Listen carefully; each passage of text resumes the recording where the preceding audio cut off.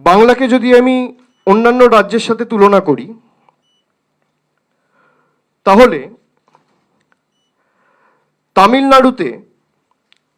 তামিলনাড়ুর জনসংখ্যা হচ্ছে 7,75,00,000। সেখানে বাদ যাওয়া ভোটারের সংখ্যা হচ্ছে 57,30,000।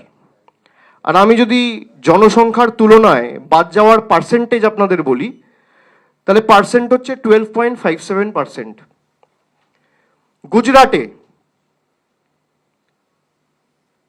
ডবল ইঞ্জিন সরকার, জনসংখ্যা 7,41,00,000, বাদ যাওয়ার সংখ্যা হচ্ছে 73,73,000, 73,73,000।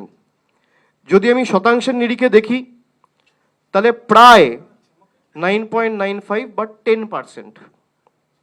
ছত্তিশগড় ডবল ইঞ্জিন সরকার, জনসংখ্যা প্রায় 3,12,00,000, টোটাল বাদ যাওয়া ভোটারের সংখ্যা হচ্ছে 27,34,000।